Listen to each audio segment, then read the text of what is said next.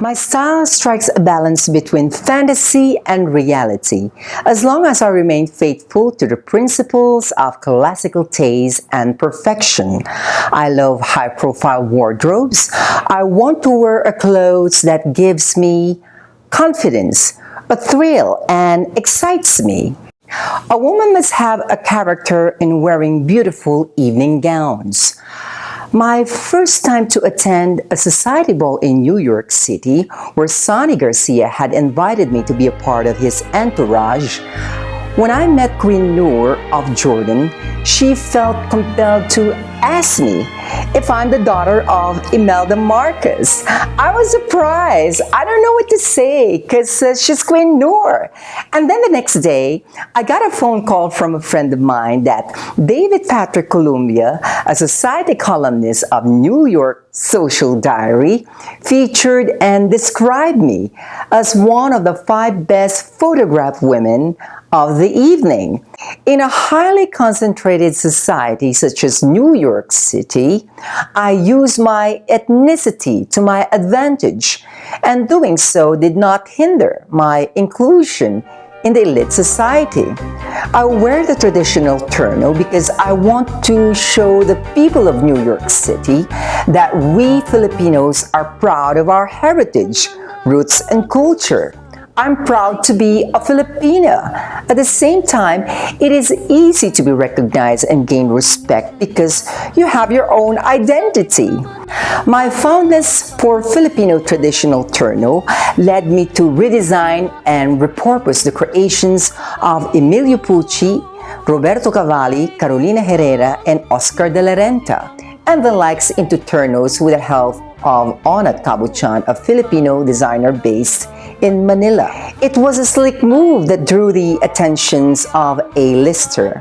These glamour-filled moments are far cry from my unassuming starts as a foreign service student at the Lyceum of the Philippines.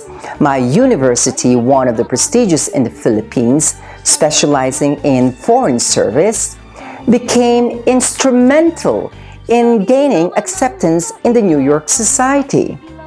Since then, I received lots of invitation from different charity institutions in New York City. It was the beginning of my social events. I was featured in a variety of magazines here in New York and abroad. I was like a butterfly, flitting and flirting about from blossom to blossom, but from one occasion to another. One day, I may be at the Emilio Pucci store opening with Lodomia Pucci, the daughter of Emilio Pucci. Another day, I may be at the Princess Grace Foundation with His Serene Highness Prince Albert of Monaco. And another day, at the Spanish Institute Gala with Her Majesty Queen Sofia of Spain. For me, wearing a terno is like having a nervous breakdown. It's great, but it wasn't that good. Why?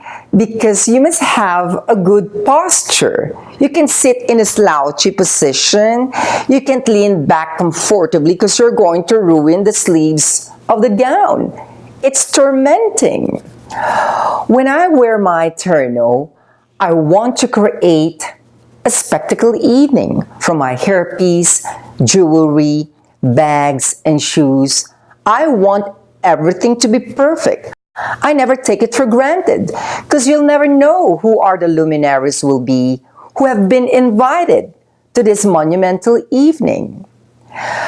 A New York fashion columnist wrote an article at New York Times that my Emilio Pucci repurposed terno came with a history lesson. I told Guy Turbay, we call it the butterfly dress because after our independence from United States of America in 1946, Filipino women could freely fly, so to speak.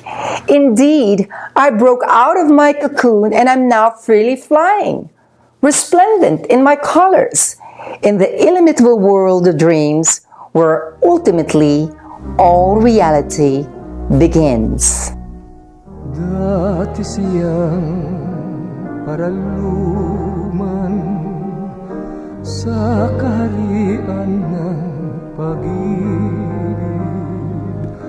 Ang pag-ibig ng mamatay, naglaho rin ang kaharian.